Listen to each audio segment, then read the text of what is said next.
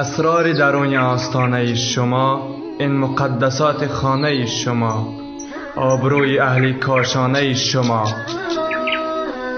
پذیرا باشید صدای رادیو پیام با برنامه آستانه. سلام علیکم به یکایک شما بینندگان و شنوندگان برنامه آستانه، هموطنان عزیز و اینچنین همزبانان عزیزی که در هر کنار و گوشه دنیا ما رو میشنوید، ما رو میبینید و امیدوار هستیم که خوب و صحت و سلامت در پناه پروردگار همیشه سربلند باشه. امروز به نزد شما به یک برنامه آمدم که با گفتن خیلی آسان است و بعضی وقت میگویند در یک خانواده زندگی داریم که شوهری بخیل داریم، یا اینکه در خانواده زندگی داریم که یکی اعضایان خانواده بخیل هستند. گمان میکنیم یک مسئله کوچک است با که ندارد، یعنی بخیلی یک صفت آدمیزاد است، هیچ کار نمی کند اگر در خانه شما یک بخیلی باشد. ولی کار تا جایی میرسد که اگر در خانه علل خصوص مرد خانه که نفقه برگردنی او هست و نگاه و بین و کاملا به شرایط مهیا کردنی زن و همسرش و اولادها به سر او هستند، اگر بخیل باشد، اعضای خانواده به یک بلاهای دچار می شوند و یا اینکه تا اندازه به بعضی گناههای کبیره می روند که این خانواده سامان خود را از بین می برد و در این خانواده دیگر نه راستی می ماند، نه امانتداری می ماند، نه به همدیگر باوری می ماند. برای همین امروز درباره زندگی کردن با شوهری بخیل و این چنین چی مشاکل بالای سری زن و فرزندهای می آید که در خانه پدری بخیل دارند. و البته پیش از این که درباره مشکلی ها صحبت کنیم، حتما باید بین دو چیز فرق کنیم. یکی بین شخصی بخیل، دیگر بین نفری که صرفه‌جو هست، یعنی کسی که پیش اسراف را میگیرد و نمیخواهد در خانه اسراف شود. این عموما کسی دیگر است. اما چیزی که ما درباره‌اش گپ میزنیم این همان بخیلی هست که پول دارد، شرایط دارد، گاهی می شود که نه برای خود نه برای فرزندها نفقه می کند یا صرف می کند، همیشه در حالت جمع کردن است تا مردنش. بعضی حالت ها می شود که خود را فقط دوست می دارد یا فقط برای خود نفقه می کند، دیگر به یگان نفر دیگر نمی خواهد صرف کند، اگر صرف کند هم به 1001 جنگ و جنجال و تلاش و تفتیش. و اینجا وقتی میگوییم بین صرفه‌جویی و بین بخیلی فرق دارد، بسیاری از خواهران بین این دو چیز فرق نمی کنند و گمان میکنند که شوهری که میگوید اسراف کاری نکن، در مسئله خرید یکم باید عاقل باشی، در مسئله خرید باید ما احتیاط کنیم، فرزندهای زیاد داریم، گمان میکنند که نه این بخیلی کرده ایستاده است، این دیگر دارد و نمیدهد، در حالی که این شوهر الکی به شما گفته ایستاده است که نه، ما باید برای آینده پسنداز داشته باشیم و چیزی که داریم ما آن را نباید خریم. اما با این چیکار میکنن؟ میگن نه، شوهر من بخیل است، به این پول نمیدهد، به آن پول نمیدهد. شاید او بخیل نیست، او اسرافکاری رو نمیخواهد. اما البته که مردهای هم هستند که دیگر فراموش کردن که مرد هستند، نفقه بالای گردن آنها هست و الله بالای آنها وقتی زن گرفتن فرض گردانید که خوردن و پوشانیدن و به شرایط مهیا کردن زن به گردن تو است. البته نه اینکه تو بگویی نه من ندارم، اگر نداری به همان قدری که توانایی داری فقط، نه اینکه مثلا ثروتمند هستی و همچون کمبغلان خرج میکنی، یا اینکه کمبغل هستی و همچون ثروتمندان. در سوره طلاق الله میگوید لینفق ذو سعة من سعته، یعنی هر یک مرد به شرایط خودش نگاه کرده، به درآمد مالی خودش نگاه کرده باید نفقه کند. و من قدر علیه رزقه فلینفق مما آتاه الله، و کسی که کم بغل است، شرایط پایان تر دارد، از اون چیزی که الله به شما داده است از اون صرف کنید، از اون خرج کنید، از اون زیادتر نه. اما اگر تاجر هستی، ثروتمند هستی، ولی چنان به همسر و فرزندانت خرج میکنی که گویا که فقیر هستی، انا این رو میگویند بخیلی. و در تعریف بخیلی آمده است که بخیل نفری هست که دارد و اون چیزی که به گردنش فرض است حتی اون رو نمیدهد. نمیگویم صدقه نمی کند، نمیگویم بخیش و تبار خودش خیر نمی کند. نه، اون چیزی که فرض هست حتی اون را نمی دهد. انا این را میگویند نفری بخیل. و عجیبش این است که عزیزان، بخیلی از بیماری های هست که پیامبر صلی الله علیه و سلم بدترین بیماری گفتند.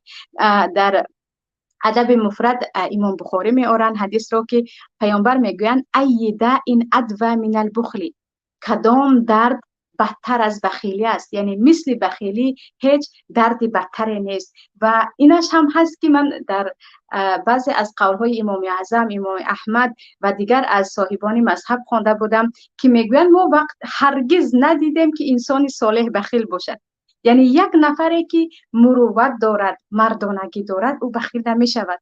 در وقت خرج کردن مردانه وار خرج می کند. اگر پول ندارد که ما هرگز او را از آن چیزی که در دستش نیست ملامتش نمی کنیم. برای همین سخنی بخیلان را ما همچون یک نفری امانتدار قبول نمی کنیم. برای چی؟ بخیل به خاطر بخیلیش حتی جایش می آید که خیانت می کند، حتی جایش می آید که دروغ می گوید، حتی دوستی رو به یک تین هم عوض می کند. برای همین اینجا درباره بخیلی وقتی صحبت می کنیم دانسته باشیم که خیلی که گفتن هیچ یک مردی با مروت، هیچ یک مردی که در حقیقت انسانی صالح هست او بخیل نمی شود. چون بخیلان همیشه عاشق پول و مال هستند و به عوض پول آنها همه چیز را می توانند بدهند، حتی راست قولی را. و درباره بخیلی و مذمت آن در قرآن و سنت صحبت کنیم یا در گفته علما خیلی زیاد است، ولی چون مسئله اولویه هست عزیزان،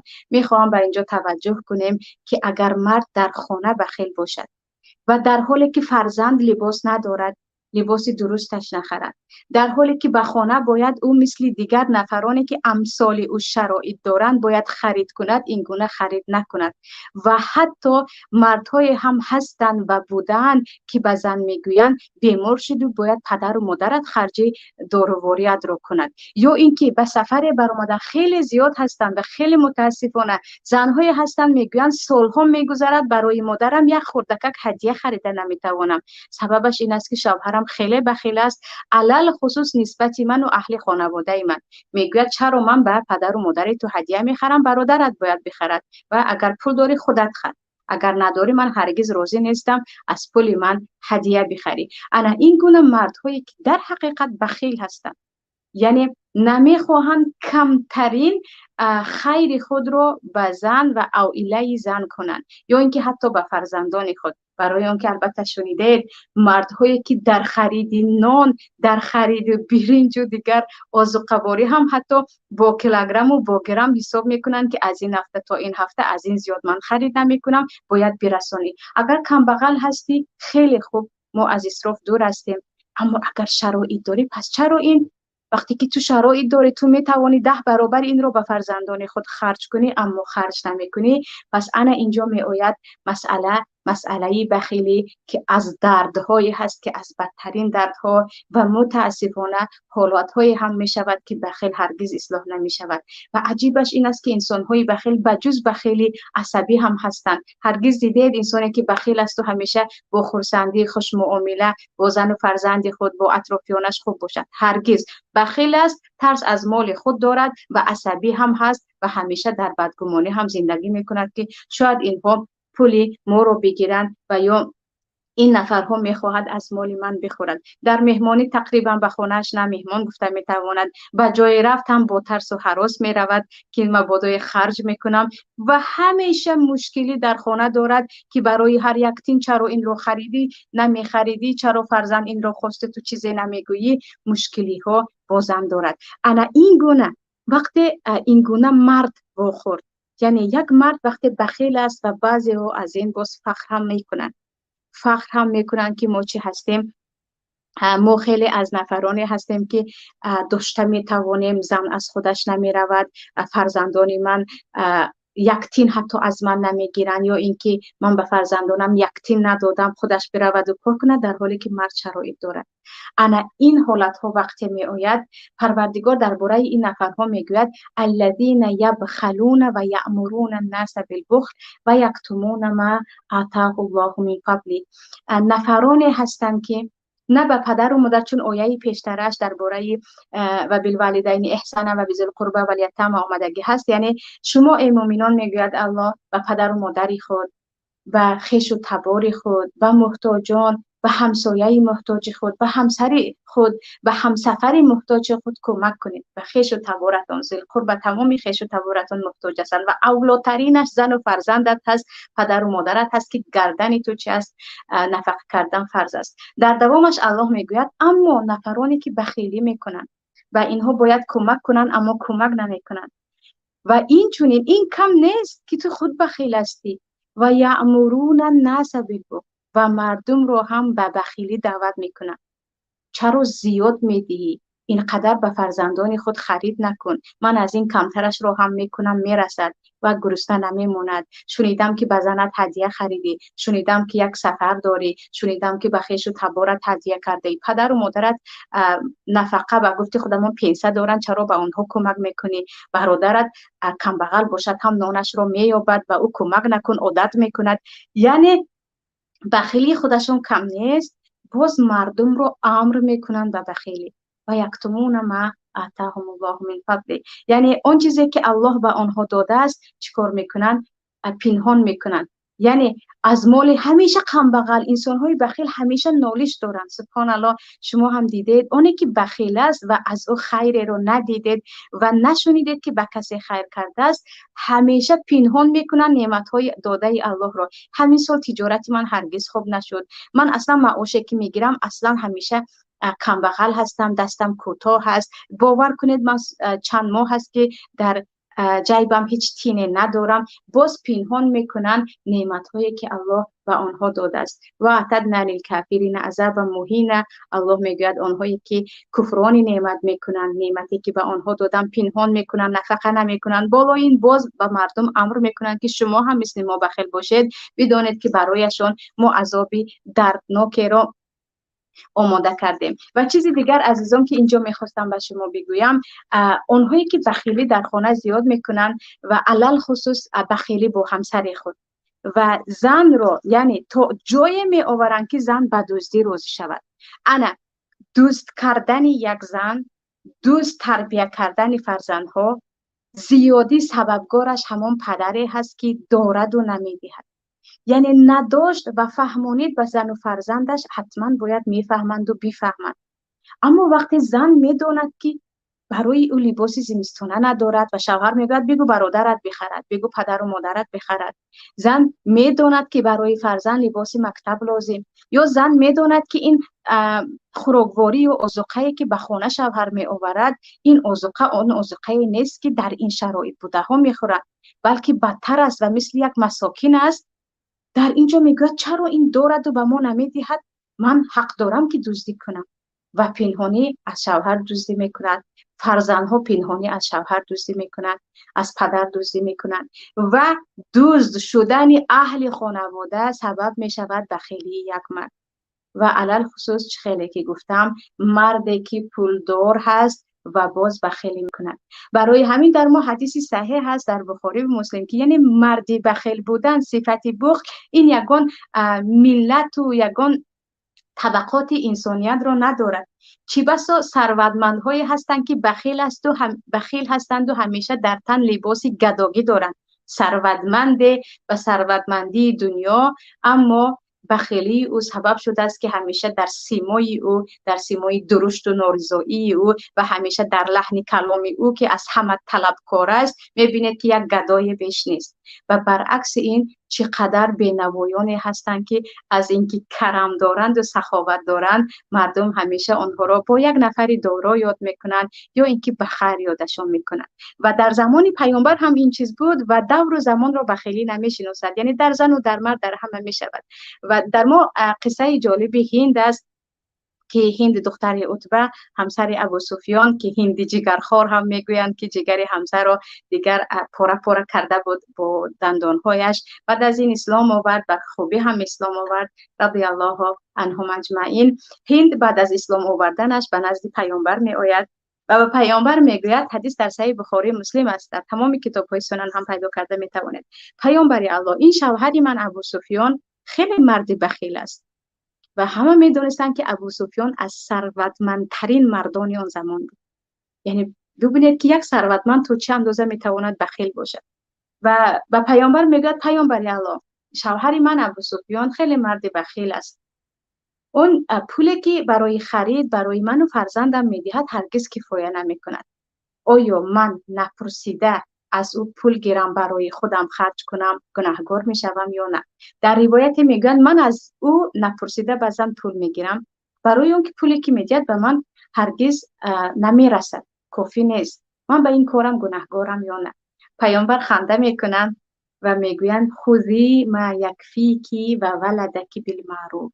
هند اگر این طور که تو میگویی باشد، اونی که دورو هست همه میشناسندش، باز میدهد به تو مبلغی رو که نه به تو کفایه میکنن نه به فرزندان، مقدار پولی رو گیر که به تو و به فرزندت کفایه کنند، از آن زیادش رو نگیر. بالمعروف یعنی به تو یک مقدار برای خوراکواری لازم است که اون رو نمیدهد، برای لباسی که ضرورت داری، برای مثلا بیماری که ضرورت داری، فقط همان رو گیر، از آن زیاد دزدی نکن یا از آن زیاد نگیر. و سبحان الله نگاه کنیم، اگر پیامبر نمیگن که ابو سفیان دیگر مسلمان شد من نصیحتش میکنم، یا نمیگن که صبر کن، تصور کنید میگن گیر چیزی که به تو چی است، مقداری کافیه که برای خوردن و ضرورت داری، از آن زیادش رو نگیر. و اینجا برمیاد که بعضی مردهایی هستند که چاره نیست و جز این که از آنها نپرسیده برای ضرورت خرج میکنی، برای آنکه نه اصلاح شدنی هستند نه از آنها طلاق گرفته می شود. الکی صاحب چند فرزند شدی، الکی سالها گذشت، الکی این بخیل هم پیر شد و اصلاح شدنی نیست، دیگر مجبور هستی که و گفتی خودمون دزدی کنی. اما این دزدی حساب نمی شود، چون انسان حق خودش را گرفته ایستاده است. چگونه ای که معاشت را صاحب کار نداد و میدونی که تو در حقیقت کار کردی و بزوری از او گرفتی که معاش کارم رو بدی، ندوزیدی، بزوری از او گرفتی. اما در مسئله شوهر که اگر بزوری گرفتی زن و زنی بین زن و شوهر رو تا طلاق می رود، یک مقدار معینی که مثلا فقط به همون ضرورت هست، انا این رو پیامبر اجازه دادن. پس اینجا بعضی ها میگوین زنی من دوست برآمد، بعضی ها میگوین کلینی ما دوست برآمد، بعضی ها میگوین بیخبرید فرزندی من دوست شده است. شاید مشکلی در شما هست، شاید بیچاره ضرورت دارد، شاید بیچاره خیلی شرم داشت و یک هدیه کوچک نیاز داشت برای پدر و مادرش، شاید اینکه بیچاره بیمار است یا باید به نزد طبیب رود. و صدها خواهران هستند که میگویند حتی به نزد طبیب رفتن من پول ندارم و به من پول نمیدهند، میگویند بگو مادرت بدهد، بگو پدرت بدهد. انا اینجا سبب می شود که زن یا کودک چه شود، دوست شود. و حتی پیامبر اجازه دادن به یک مقداری کمی که البته تو ضرورت داری نیاز داری و شوهر نمیدهد نپرسیده گیری. چیزی دیگر دروغگویی، چی بسا دروغگوها رو تربیت میکنن نفرانی بخیل. حتی زنی بخیل هم که درباره بخل زنها نمیخوام صحبت کنم عزیزان، چون درباره اسرافکاری زنها هفته گذشته صحبت داشتیم و گفتیم که زیادی اسرافکارها در زنها دیده می شود، بخیلی باشد در مردها که آنها صاحبی نفقه هستند. و میدانیم که از بدترین گناه های کبیره دروغ است و این الکذب یهدی الی الفجور میگویند. دروغ گفتی دیگر دروغ تو رو به فجور، به فسادهای دیگر میبرد. و وقتی که زن با شوهری بخیل زندگی میکند مجبور میشود دروغ گوید. بیمار نیست میگوید من بیمارم پول بده. و چی زیاد خواهران خودشان میدانند که به من چندین بار پرسیده اند، هم با صدا هم با رساله، که استاذه من مجبور هستم که گپ دروغ زنم و از شوهر پول گیرم، دیگر علاج ندارم. اگر من گفتم برای خوراک به من پول بده، یا اینکه من مادر بیمار دارم نمیتوانم دست خالی به دیدار بینیش بروم، کمی برای من خرید کرده ده، یا گویم برای من پای افضل بخر یا برای کودک چیزی بخر، نمیدهد. فقط برای بیماری میدهد که یکی این بیمار شد من از اهل عائلش در بلا میمونم. برای همین من مجبورم بگویم که من بیمارم، من مجبورم بگویم که من برای دارو. یا اینکه خواهرانی هستن که میگن فقط برای آذوقه‌واری پول میدهد، دیگر برای هیچ چیز پول نمیدهد. و من خیلی زیاد از این مسئله در اذیت هستم و مجبور میشوم که در حالی که خوراکواری با 100 سومون است، من 150 سومون از او بگیرم، تو اینکه 50 سومونش رو به ضرورت‌های دیگری خود صرف و خراجات کنم. انا اینجا دروغگویی از کجا پیدا شد؟ دروغگویی از همون بخیلی شوهر که اینقدر تنگ دست بود و اینقدر زن رو به جای آورد که مجبور است دروغ گوید. و البته اینجا چیزی دیگری هم هست، پنهانکاری. پنهانکاری که وای که اگر به حیات مشترک پنهانکاری داخل شد دیگر در وی عائله هیچ باوری نمیماند، اون عائله دیگر مستحکمیت خود رو از دست میدهد و پنهانکاری زمان سبب می شود که زن از شوهرش ترس زیاد داشته باشد یا برعکس شوهر از زنش. و اینجا زنهایی هستن که خیلی زیاد پولهای پنهانی دارن، پولهای پنهانی دارن، هدیه‌ای که از برادرشون گرفتن یا اینکه پولی که با یگان راهی به دستشون اومد پنهان کرده میگردن. هزار بار قسم دهد هم شوهر میگن من تینه ندارم، پنهان میکنن. هر یک درآمدی خود رو پنهان میکنن، هر یک برآمدی خود رو، و این چونین تا توان در گویا گفتیم جاسوسی هستن در خانه که اینجا میروند با این کمی پیچیر پیچیر، اونجا میروند با اون گوشکی. سبب این است که میدونن که شوهر اگر فهمد که در دست اونها پول هست همون زمان همش رو میگیرد و نفقه ای که بالایش فرض است نمیدهد. پول داشته ای تمام دیگر خرید رو باید تو کنی، برادرت به تو کمک کرد دوامش رو باید خودش کند. انا برای همین پنهانکاری زنها هم شروع می شود و مردهایی که میگویند پول پنهانی داشته است و من بخبرم، شاید مشکلی آره در زنها هم می شود. آره در زنها هم می شود که بعضن خود فطری یعنی پنهانکاری رو دوست می دارن یا گفتیم کمی خائن هم هستن. لیکن یک زنی که کاملا از این چیزها دور بود، مثل آینه به عائله به نزدیک تو آمد، همسر تو شد، یکی به پنهانکاری شروع کرد، یکی بیخبر هستی که پولهای پنهانی دارد، پس اینجا مسئله در آن است که شاید پی برد که بخیلی میکنی و در حقش به او ظلم میکنی. برای همین این دروغ، پنهانکاری، دزدی و گاه حتی خیانت به همسر سبب می شود که یک مرد نفقه که بالای گردنش فرض است و استطاعت دارد، یعنی قدرت دارد، و خیلی که در اولی برنامه گفتم قدرت ندارد، این مسئله تماما دیگر است. زن باید صبر کند، چون به یک مرد کم بغل شوهر کرد یا اینکه به یک شوهری دارا به زنی برآمد و او بعداً کم بغل شد، که فرض است که تو صبر کنی، چون این تقدیر بود که او دیگر کم دست شد. لیکن شوهری که پول دارد و چه هست او بخیلی میکند، انا به این راه ها ببخشید زن خود را مجبورش میکند. اما اینجا گاهی می شود البته سوال به ذهن ما می آید، پس چی کار کنیم؟ الکی کار از کار گذشت، ما با شوهر زندگی داریم که بخیل است، یا اینکه آیا به مردی بخیل دختر بدهیم یا نه.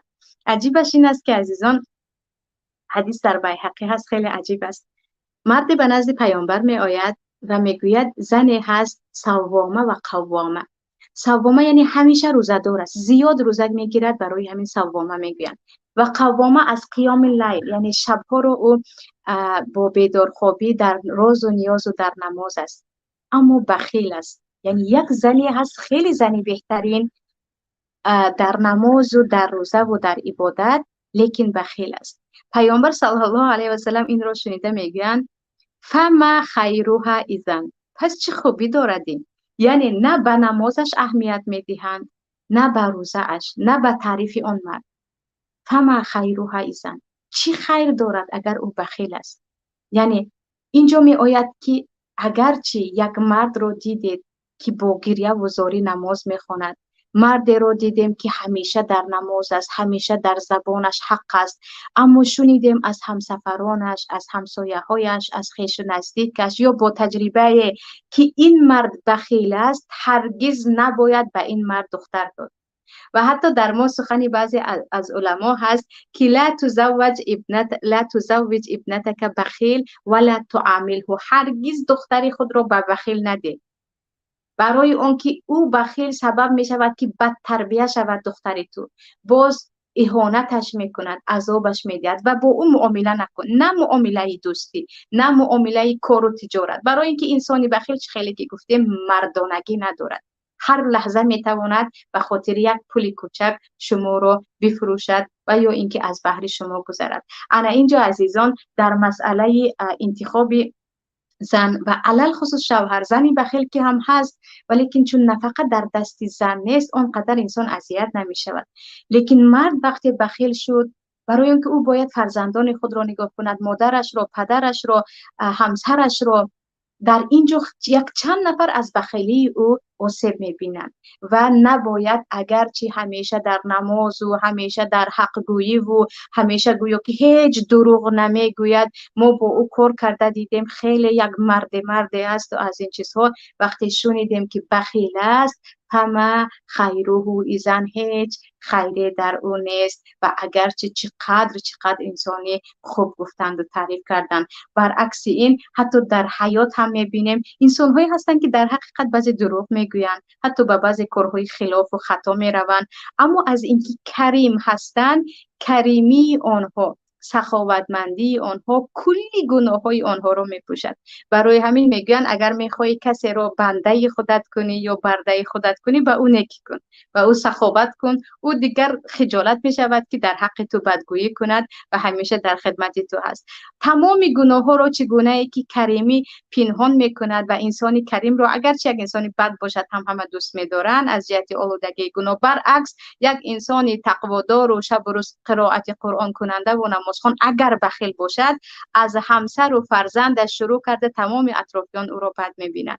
برای همین اینجا مسئله دامادی کریم انتخاب کردن و خواهران عزیز برای خود آنهایی که شوهر ندارن البته شوهری کریم و سخاوتمند انتخاب کردن، این یکی از پایه های اساسی زندگی هست که وقت شوهر کریم است اگرچه ثروتمند نباشد هم با خاطر جمع با او زندگی میکنید، هیچ ترس ندارید که در برم هست تا توانش کمک میکند. اما برعکس اگر بخیل است همیشه در قلب ترس هست، هراس هست که من از کجا پول میابم و این خاراکتر یا طبیعتی که شوهرم دارد. و البته چیز دیگری در این باره چگونه که گفتم، اگر الکی شوهردار شدیم، بخبر بودیم، ندانستیم که این انسان این گونه بخیل بوده است و وقت خیلی دیر است، فرزندها زیاد هستن، علاجی نیست، اینجا دو راه دارد. یکمش این است که دیگر به امید این بخیل نباید شد، خود دست به کار شویم، خود زنها راهی درآمده را پیدا کنند که به این انسان محتاج نشوند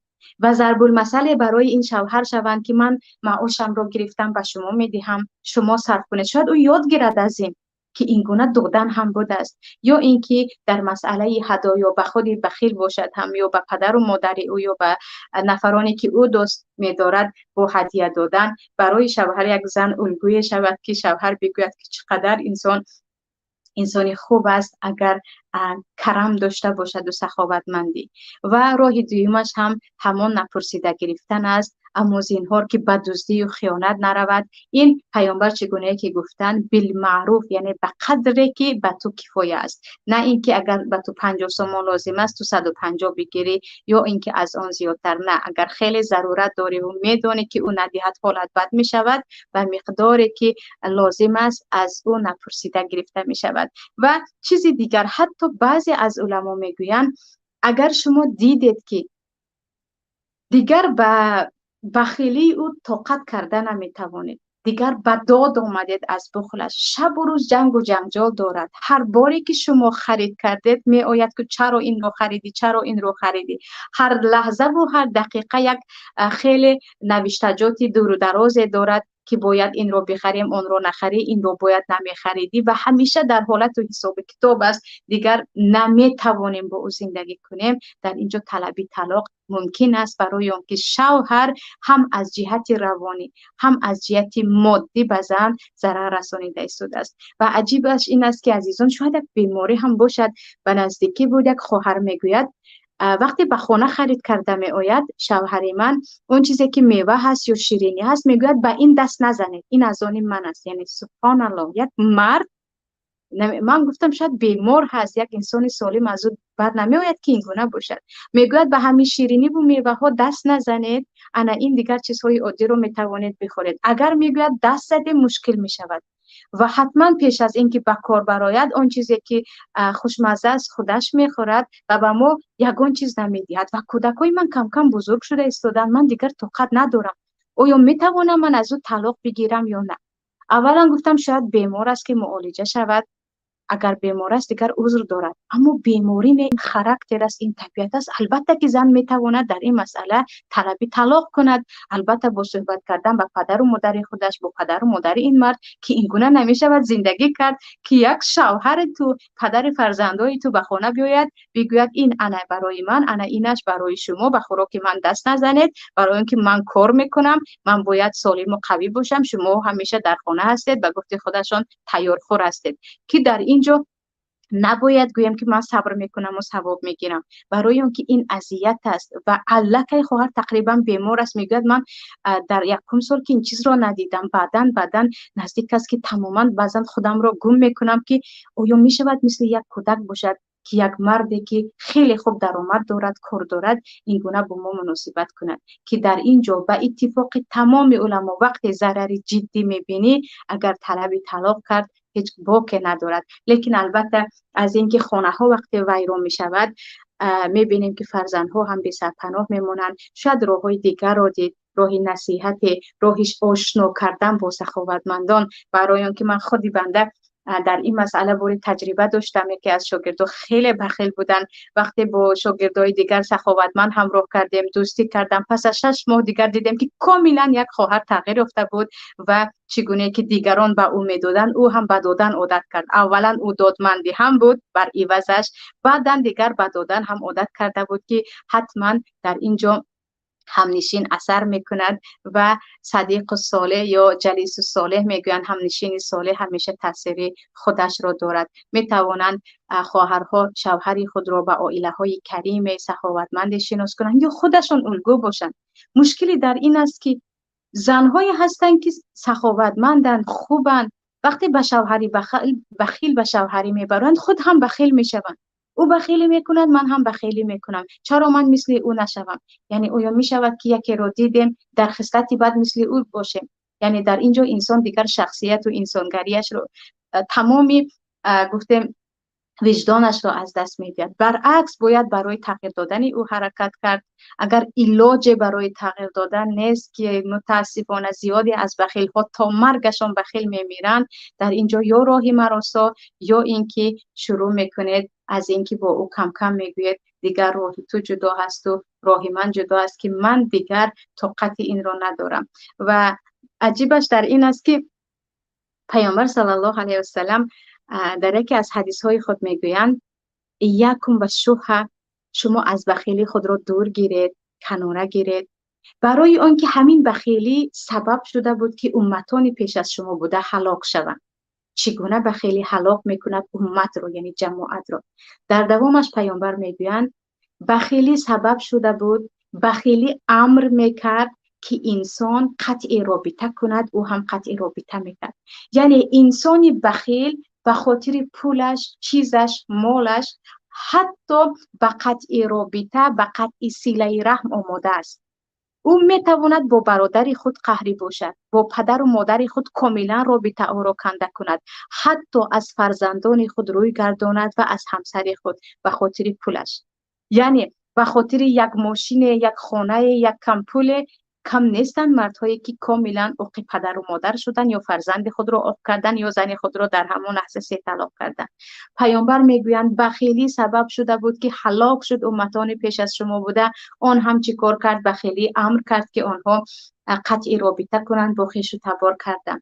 دویمش بخیلی امر کردن که کرد تا آنها به گناهی کبیره روند و آنها هم به فجور و گناهی کبیره رفتند. و چگونه که گفتم به دروغ گفتن مردی بخیل همیشه آماده هست و تیار است به خیانت کردن. و این چنین سبحان الله در برابر پول دوستی چند ساله و حتی مادری که سالها در تربیه او بود به خاطر یک مقدار پول با او قهری می شود. نشونیده اید قصه عائله هایی که به خاطر باغ اولاد با اولاد قهری هستند، به خاطر یک قطعه میراث کوچک دیگر همیشه یک دیگر را لعنت میکنند و چیز دیگر میکنند.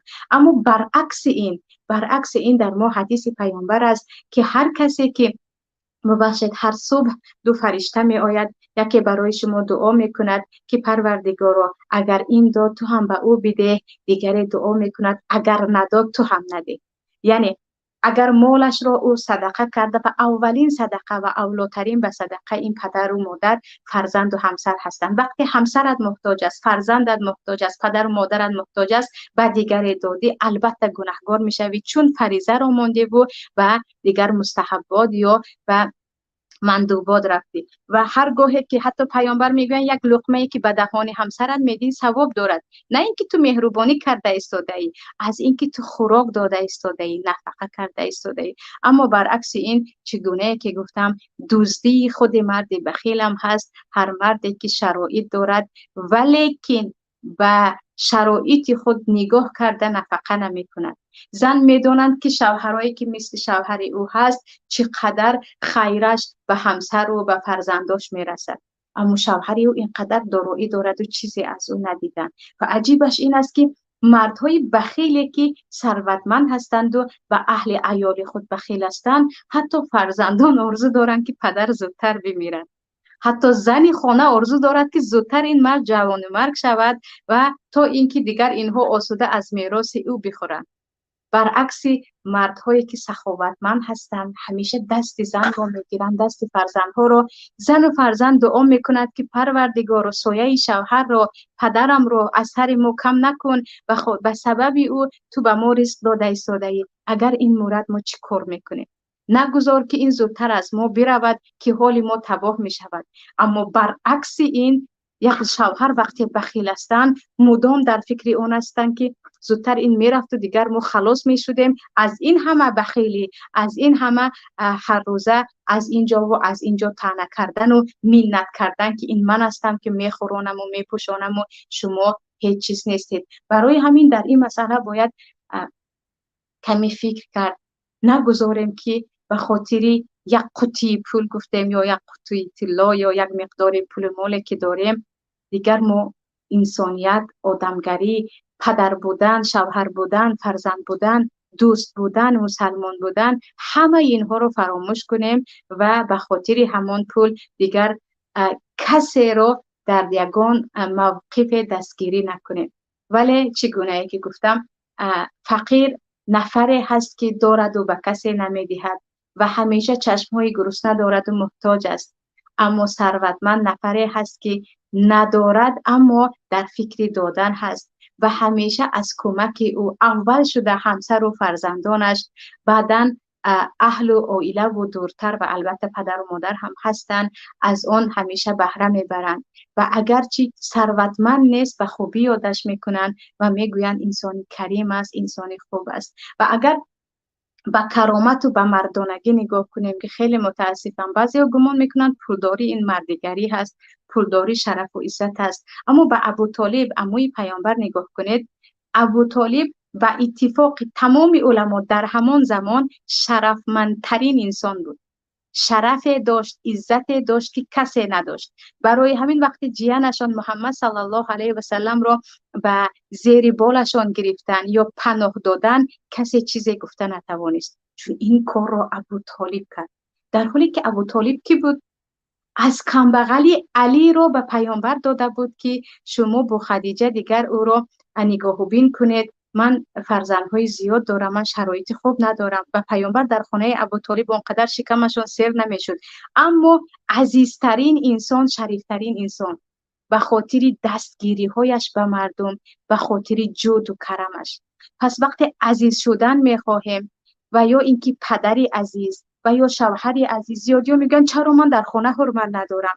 شاید اینکه زن از شما حرمت نمیبیند یا به خاطر اینکه خیلی پول ما رو دوست میدارید، زن کیها دست و دلش و تمامی باوریش را از شما شسته است. و چه خیلی که بعضی از پسرها همیشه با پدر خود فخر میکنند که پروردگار رحمتش کند، در اینجا دستگیری هم کرده بود، در آنجا دستگیری هم کرده بود. زیادی از ابو طالب هم همیشه به خیر نامشان را به خیر یاد میکردن که ابو طالب به ما کمک کرده بود. برای همین شریفترین و عزیزترین انسان بود.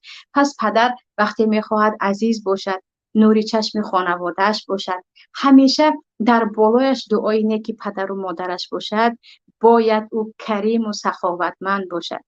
و در خلاف این یا اینکه اگر عکس این را کرد، بخیلی کرد، دستش رو همیشه داشت، در مسئله پول به این جنگ کرد و به آن جنگ کرد، حتی پدر و مادرش او رو به نیکی یاد نمیکنه.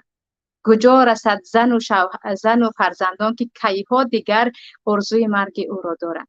و مسئله بخیلی از مسئله های نیست که بگوییم هر انسانی بخیل از پروا نکنه. نه عزیزان، وقتی با انسانی بخیل هستیم تا اندازه باید با او معامله کنیم که یا باید او اصلاح شود یا در همه مسئله ها باید از او کناره‌جویی کرد، برای اون که چگونه که میدانید انسانی بخیل اونه که عاشق دنیا و پول و مال است، در هر لحظه از بحر شما میگذرد و تنهایتان میگذارد، اگرچه شوهر باشد، اگرچه پدر باشد و مادر باشد و عزیزی دیگری باشد. اینجا به به پایان برنامه میرسم عزیزان، و امید آن که کریمی، سخاوتمندی، دادن و گرفتن را از الله امید داشتن در قلب یکایک ما جا شود، چون بخیلی و سخاوت در قلب انسان است، در دهان و در دست نه، در قلبت هست، حتما جوارح یا بدن تو به این کمکت میکند. شما را به الله میسپارم و همیشه خواهان آنم که همان دعایی که پیامبر میکردن، اللهم انی اعوذ بک من البخل، پروردگارا من پناه میبرم از بخیلی، این دعا در ورد زبان یکایک شما باشد. السلام علیکم و رحمت الله و برکاته. اسرار درون آستانه شما، این مقدسات خانه شما، آبروی اهل کاشانه شما. پذیرا باشید صدای رادیو پیام با برنامه آستانه.